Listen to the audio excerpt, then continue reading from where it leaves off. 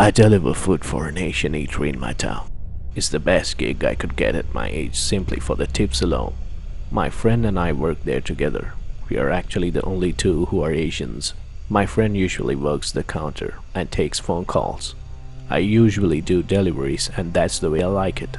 My friend got off the phone during one night shift we had together and told me I'd be doing a delivery after the food was prepared. I was handed a brown paper bag and I was off on my way to the address.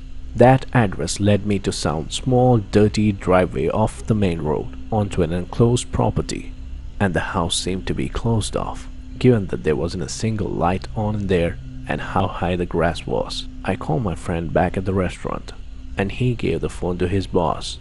Unfortunately, our boss is a stench, in a chic Asian accent, to knock on the door and don't waste the food. I got out from my car and felt grass rubbing against my shins. That's how tall it was. I went up the 3 stairs to the front door and knocked really loud, since there didn't seem to be a doorknob. As I expected, after 30 seconds of waiting, there was no answer. So I got back in my car, and the first thing I did was start texting my friend back at the restaurant. But when I looked up back to the house, this time one of the upstairs lights inside of the house was turned on. So I went back to the door and knocked once again.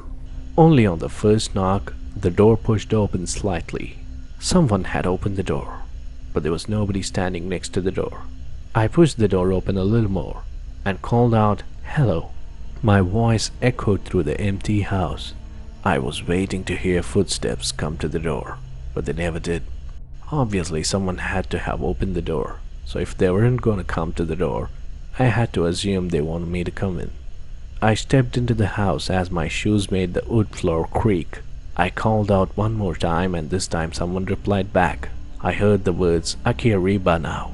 I'm not fluent in Spanish by any means, but I knew that "aquí" meant here, and I knew "arriba" meant above. So I put 2 and 2 together and figured they said up here. There was a stairway in the middle of the hallway, so I walked over it. I stopped at the bottom step. I looked up the stairs, and all I saw at the top was an arm reached out over the ledge, doing a little stiff come here motion. I used what little Spanish skills I'd gained from middle school and said something like "Tengo tu comida" as I walked up the stairs. As I got about halfway up the stairs, the arm wasn't there anymore.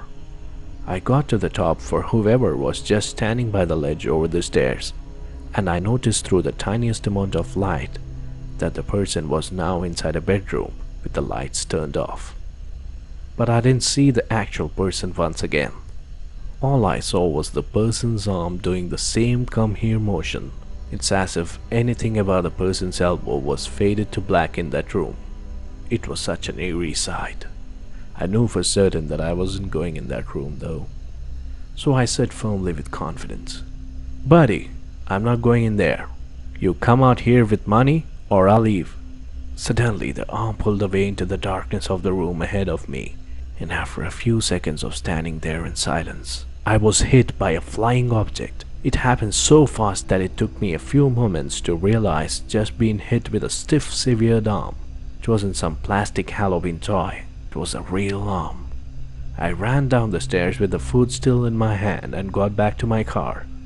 I drove straight to the nearest neighboring house and rang that person's doorbell. When they answered, I told them about what their neighbor had just done to me, and the woman had the most puzzled look on her face. She said nobody's lived in that house for a year. I felt my stomach dropping. Those words hit me. She said she would call the police after we talked about it for a good 5 minutes. Then I went on my way back to the restaurant with the food. I explained the best I could to my boss, and he let it go. I sometimes wonder how things would have played out if I went into that room, and who or what I would have found.